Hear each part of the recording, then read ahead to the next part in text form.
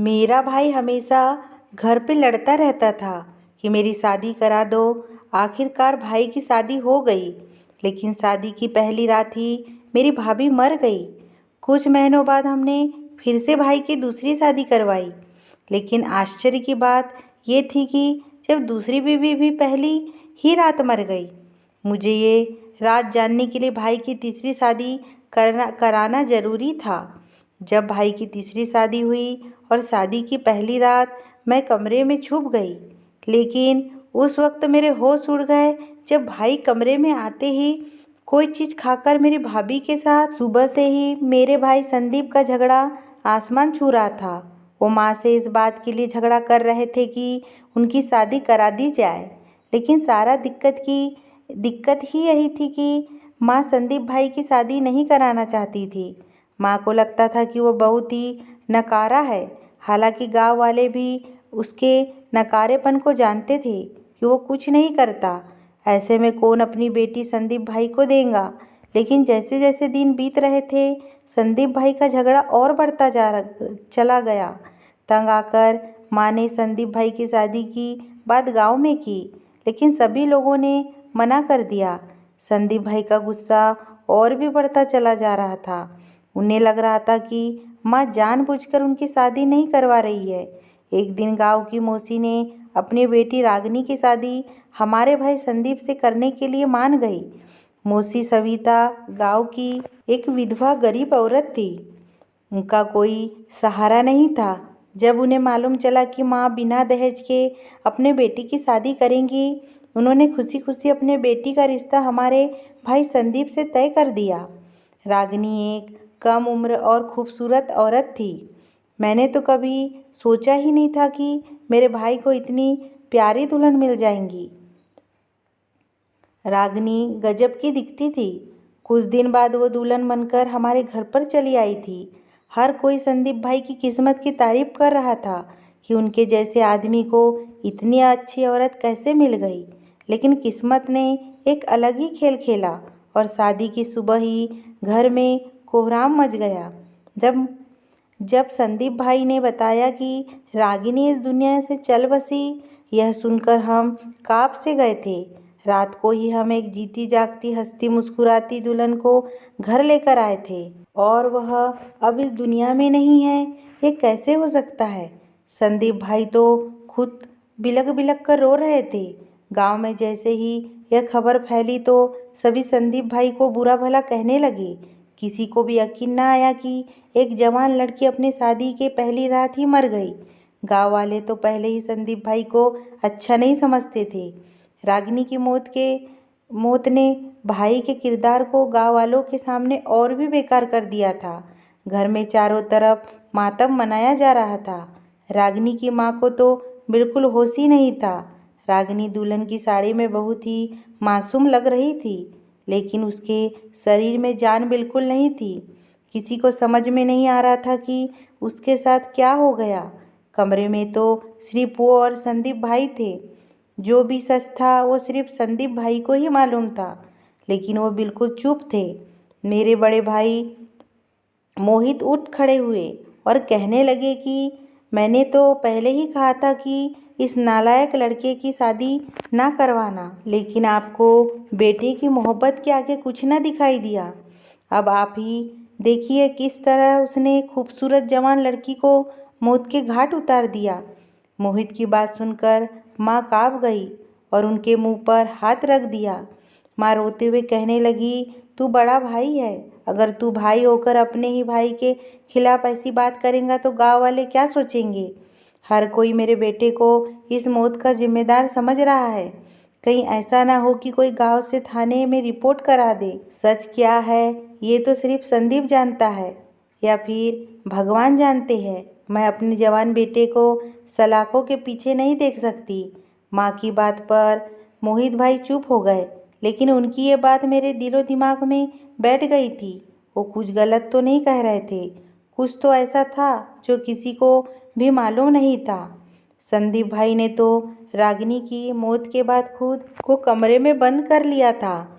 वो तो पहले ही कहने लगी कि मुझे तो कुछ नहीं मालूम है कि रागिनी कैसे मुझे छोड़कर चली गई। संदीप भाई बहुत ही दुखी लग रहे थे। कुछ महीनों बाद वक्त ने इस घाव को भर दिया और संदीप भाई फिर से ठीक हो गए। उन्होंने दोबारा खेतों में जाकर काम करना शुरू कर दिया। अच्छी बात यह थी कि अब वो किसी भी गलत आदत में नहीं थे। गांव वाले भी रागिनी का किस्सा करीब करीब भूल चुके थे और उनके मुंह पे ये बात ही नहीं आती थी, क्योंकि यूं ही गांव में ऐसे किस्से होते रहते थे। इसलिए लोग पुरानी बातों को जल्दी से भूल जाया करते थे और नए दिक्कतों का सामना करने लगते थे। लेकिन फिर कुछ ऐसा हुआ कि फिर से यह किस्सा लोगों के मुंह पर वापस आ गया और फिर कुछ ऐसा हुआ जिसे सुनकर आपके रोंगटे खड़े हो जाएंगे। मेरा नाम आशा है।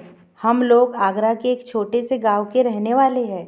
मेरे 2 भाई हैं और मैं उनकी इकलौती बहन। मेरा बड़ा भाई मोहित तो शुरू से ही अच्छा और नेक दिल का इंसान था, लेकिन उनसे छोटा भाई संदीप उनसे बिल्कुल उल्टा था। छोटी सी उम्र में ही उसने गांव के स्कूल को छोड़कर गांव के खेतों में अपना मैदान बना लिया था। सारा वक्त खेल कूद करता और इसी वजह से पापा भी उससे बहुत नाराज़ रहते थे। पापा को लगता था कि जैसे जैसे संदीप बड़ा होगा तो शायद वह सुधर जाए और अपनी जिम्मेदारियों का एहसास करने लग जाए। लेकिन पापा यहीं राह देखते देखते इस दुनिया से चल बसे।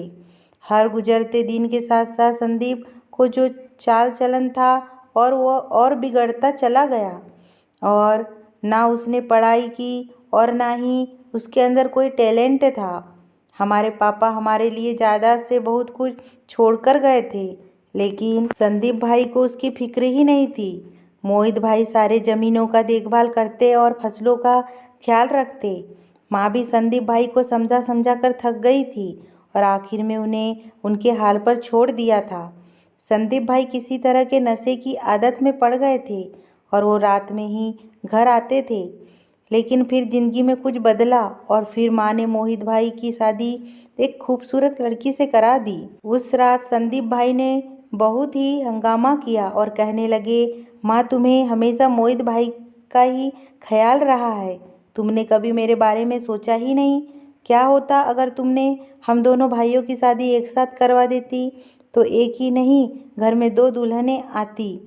ये सुनकर माँ को गुस्सा आ गया और माँ कहने लगी, तू आज तक अपने पैरों पर खड़ा नहीं हो सका तो कौन तुझे अपनी बेटी देगा। गांव की नज़र में तूने हमारी इज्जत मिट्टी में मिला दी है। सारा गांव कहता है कि संदीप को देखो, सारा दिन आवारा गांव में घूमता रहता है, नशेड़ी है, नशा करता है। माँ गुस्से में बोलती चली गई और माँ की बातों ने संदीप के गुस्से को और बढ़ा दिया। संदीप भाई ने सारा घर तहस नहस कर दिया। जो चीज़ उनके हाथ में आई वो तोड़ते चले गए। वो शुरू से ही ऐसे ही दिमाग के थे। इसलिए माँ अपने कमरे में चली गई और मैं भी अपने कमरे में चली गई। लेकिन आधी रात को एक अजीब बात हुई। जब मैं पानी पीने के लिए कमरे से बाहर निकली तो ये देखकर हैरान रह गई कि संदीप भाई मोहित भाई के कमरे की बाहर खड़े थे और उनके कमरे में झांकने की कोशिश कर रहे थे। ये देखकर मुझे दुख हुआ। मैं ये जानती थी कि ऐसा करना कितना घटिया काम है और इस बारे में मोहित भाई को अगर पता चला तो हमारे घर में बहुत बड़ा हंगामा और झगड़ा हो सकता है। मैंने संदीप भाई का हाथ पकड़कर खींचा और खींचते हुए अपने कमरे में ले आई। संदीप गुस्से में कहने लगे, तुम लोग तो मेरी शादी करवाओगे ही नहीं। मैं अपने जज्बात का क्या करूं? मेरा भी मन है, मेरा भी दिल चाहता है कि मेरा भी कोई जीवन साथी हो और वो दुल्हन बनकर इस घर में आए, लेकिन माँ को मेरी परवाह ही नहीं। मैंने मोहन भाई को प्यार से समझाने की कोशिश की कि कोई भी बाप अपनी बेटी को ऐसे ही किसी के साथ नहीं भेज देता। आप जब तक काबिल नहीं बन जाते आपकी शादी कैसे होगी? ना गांव वाले ना आपको अच्छा समझते हैं और ना ही माँ किसी के घर आपके लिए रिश्ते मांगने जा सकते हैं। मेरी बात सुनकर संदीप भाई ने कुछ देर तक मुझे घूरकर देखा और कहने लगे, अगर मैं अच्छा बन जाऊँ तो क्या मेरी शादी हो जाएगी? उस वक्त मेरा जवान भाई मुझे एक मासूम बच्चा लगा जो अपनी जीत पूरी करने के लिए किसी भी हद तक जाने के लिए तैयार था। मैंने संदीप भाई से कहा कि मैं वादा करती हूँ मैं खुद आपके लिए लड़की ढूंढूंगी, लेकिन पहले आप खुद को बदल कर तो दिखाइए। मेरी बात सुनकर संदीप भाई अपने कमरे में चले गए थे और मुझे एहसास हो गया था कि अब वो ऐसी वैसी हरकत नहीं करेंगे। गांव में तो ऐसे ही इज्जत के नाम पर तुरंत ही गला काट दिया जाता है। और संदीप भाई तो अपने ही भाई के कमरे में झांक रहे थे। लेकिन अगली सुबह मैं हैरान रह गई जब संदीप भाई ने मोहित भाई से खेतों में जाकर काम करने के लिए कहा। संदीप भाई कहने लगे, भैया आपकी नई नई शादी हुई है, आप अपनी पत्नी को देखिए, खेतों को मैं देख लूँगा। मोहित भाई जोर जोर से हंस पड़े। उन्हें लगा कि शायद संदीप नशे में है, इसलिए ऐसी बातें कर रहा है। लेकिन कुछ ही देर में माँ और मोहित को अंदाजा हो गया कि संदीप भाई ना ही नशे में थे और ना ही मजाक कर रहे थे। उन पर तो मेरी बातों का असर हो गया था। उन्होंने कहा, संदीप मैं तुझ पर भरोसा नहीं कर सकता, इसलिए मैं तुझे अकेले में कोई जिम्मेदारी नहीं दे सकता। अगर चलना है तो तू चल मेरे साथ। संदीप भाई तुरंत मान गए और अगले ही दिन से मोहित भाई के साथ खेतों में जाना शुरू कर दिया। कुछ दिन ही गुजरे थे कि संदीप भाई बड़ी लगन के साथ खेतों में काम कर रहे थे। और कुछ दिन ही गुजरे थे कि संदीप भाई ने दोबारा अपनी शादी के लिए माँ से कहने लगे, माँ अब तो मैं लगन से खेतों में काम करता हूँ, अब मेरी भी शादी करवा दी जाए। माँ ने पहले मना कर दिया, लेकिन फिर माँ को एहसास हुआ कि हाँ, वाकई में संदीप के अंदर बहुत ही बदलाव आए हैं। और गांव वालों ने भी इस बात का एहसास किया है। जो भी माँ से मिलने जुलने के लिए आता था वो यही कहता था कि अब आपका बेटा सुधरने लगा है। इसलिए घर में रोज के झगड़ों से तंग आकर माँ ने संदीप भाई के लिए लड़की देखना शुरू कर दी।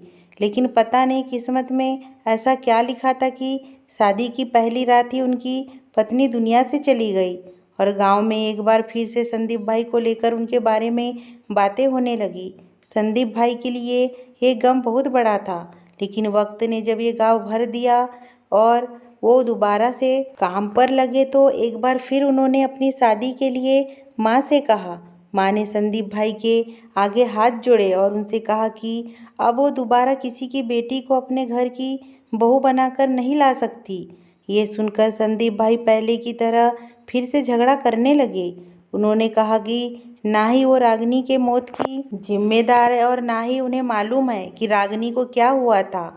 वह माँ पर दबाव डाल रहे थे कि माँ ने अगर उनकी शादी ना कराई तो वो कोई गलत कदम उठा लेंगे। माँ अपने बेटे के आगे मजबूर हो गई। मोहित भाई की पत्नी माया भी घर में ही रहती थी और संदीप भाई अजीब सी नज़रों से उनकी पत्नी को देखा करते थे। माँ को लगने लगा कि संदीप की दोबारा से घर ना बसाया गया तो वो कोई गलत काम ना कर देगा। वो जवान लड़का था, उनके अंदर जज्बात भरे पड़े थे और माँ को डर था कि कहीं वो अपने जज्बात को किसी गलत तरीके से प्रयोग ना करे। इसलिए माँ गांव वालों के सामने एक बार फिर से संदीप भाई की शादी की बात रख दी थी। रागिनी का जिक्र एक बार फिर से गांव वालों के मुंह पर आ गया था।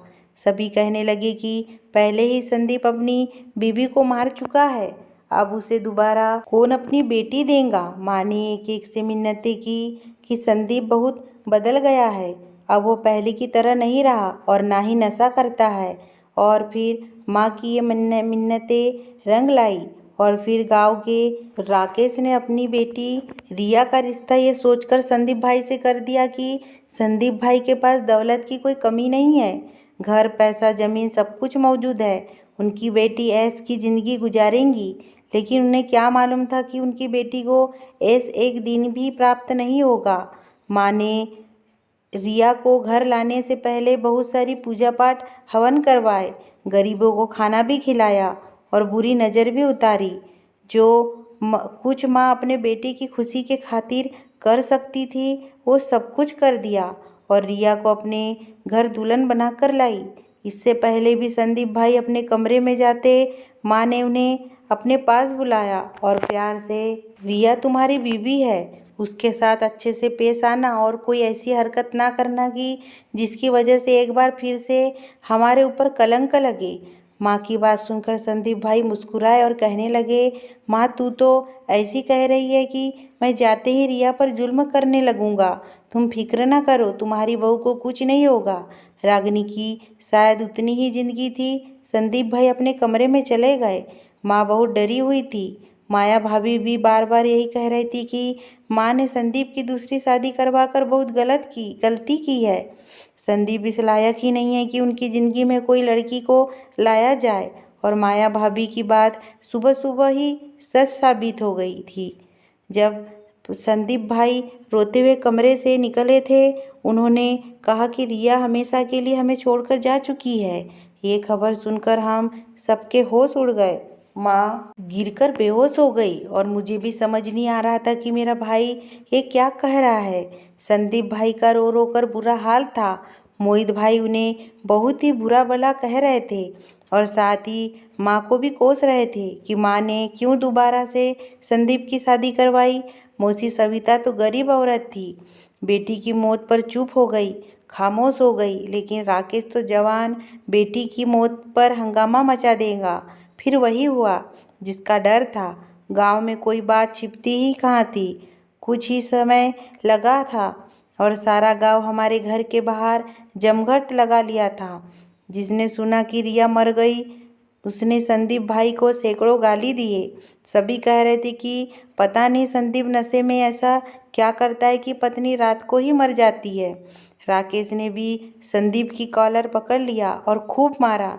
लेकिन संदीप के जुबान पर सिर्फ एक ही बात थी कि उसने कोई पाप नहीं किया है और ना ही उसने किसी को मारा है। उसे तो खुद ही नहीं मालूम कि रिया कैसे मर गई और उसे खुद भी बहुत दुख था। राकेश ने धमकी भी दी कि वो संदीप के खिलाफ पुलिस में रिपोर्ट दर्ज करवाएगा और उसे जेल की सलाखों के पीछे डलवा देगा। मोहित भाई ने बड़ी मुश्किल से राकेश के आगे हाथ जोड़कर इस मामले को ख़त्म करवा दिया था और माँ को भी कह दिया था कि अब वो संदीप को समझा दे कि ना ही उसकी शादी हो सकती है और ना ही उसे घर से निकलने की ज़रूरत है, क्योंकि गांव वाले उसके दुश्मन बन चुके हैं। ये बात तो एक रहस्य बनकर रह गई थी कि रागिनी के बाद रिया कैसे मर गई और आखिर संदीप की किस्मत में ही शादी की रात बीवी की मौत क्यों लिखी हुई थी। कोई संदीप भाई के किरदार पर उंगली उठा रहा था तो कोई उसे बदकिस्मत ठहरा रहा था। कुछ दिन संदीप ने घर में ही रहकर गुजार दिए, लेकिन वो एक जवान मर्द थे, कब तक चार दीवारी में बंद रह सकते थे। मोहित भाई के मना करने के बावजूद भी वो दोबारा से खेतों और ज़मीन पर जाना शुरू कर दिए थे। कुछ दिन तो गांव वालों ने उन्हें देखकर बहुत बातें बनाई और हंगामा भी किया, लेकिन धीरे धीरे सब अपनी ज़िंदगी में मग्न हो गए। मगर एक नया तकलीफ उस वक्त खड़ा हुआ जब संदीप भाई ने एक बार फिर अपनी शादी की बात की और माँ से कहा कि वो शादी के बगैर नहीं रह सकते। उनके जज्बात उन्हें गलत कामों के लिए उकसाते हैं। अच्छा यही रहेगा कि माँ आसानी से उनकी ख्वाहिश को पूरा करवा दे। संदीप भाई की बात पर माँ भड़क उठी और कहने लगी, तू बहुत ही बेहया हो गया है। तुझे अपनी माँ के सामने ऐसी बात कहते हुए शर्म नहीं आती? पहले ही तेरी वजह से दो मासूम लड़कियां जान से हाथ धो बैठी है। अब मैं किसी तीसरी को सितम का निशाना नहीं बनने दूंगी। माँ की बात सुनकर संदीप भाई कहने लगे, तू ये कैसी बातें कर रही है? मैंने किसी लड़की के साथ कुछ गलत नहीं किया। तू माँ होकर मुझ पर भरोसा नहीं करेंगी तो दुनिया वाले कैसे करेंगे? अगर तू ये खुद से मेरी शादी ना करवाई तो मैं कोई ना कोई गलत कदम उठा लूँगा। संदीप भाई हमेशा से यही धमकी देते थे और उन्हें मालूम था कि माँ उसकी एक धमकी के आगे हार जाती है। माँ कहने लगी, अगर मैं तेरा रिश्ता करवाना भी चाहूँ तो तू ही बता, अब कौन तुझे अपनी बेटी देगा? संदीप भाई कहने लगे, माँ तू दूसरे गांव से अपने किसी रिश्तेदार के घर से बेटी लेकर आ। संदीप भाई की बात सुनकर माँ सोच में पड़ गई और कहने लगी, ठीक है, मैं आखिरी बार तेरी शादी करवा देती हूँ, लेकिन अगर इस बार कोई ऊंच नीच हुई तो शादी की बात को पूरी तरह भूल जाना। मोहित भाई के कानों में जब यह बात पड़ी तो उन्होंने माँ के आगे हाथ जोड़ लिए और कहने लगे, पहले ही राकेश के चुंगल से तेरे बेटे को बहुत मुश्किल से बचाया है। गांव में तो हम बदनाम हो चुके हैं, अब खानदान वालों में बदनामी ना करवाए। माँ ने मोहित से कहने लगी, तू भी जानता है कि संदीप पहले से ही बहुत सुधर गया है। ऐसा ना हो कि अगर मैं इसकी शादी ना करवाऊँ तो यह पहले की तरह नशे की लत में पड़ जाए और दोबारा से आवारागर्दी करने लगे। मोहित के मना करने के बावजूद भी माँ ने दूसरे गांव में अपने किसी रिश्तेदार के वहाँ ईशा का रिश्ता संदीप भाई से तय कर दिया। ईसा की उम्र थोड़ी ज़्यादा हो गई थी और वो गांव की दूसरी लड़कियों की तरह खूबसूरत भी नहीं थी, इसलिए उसकी शादी अभी तक नहीं हुई थी।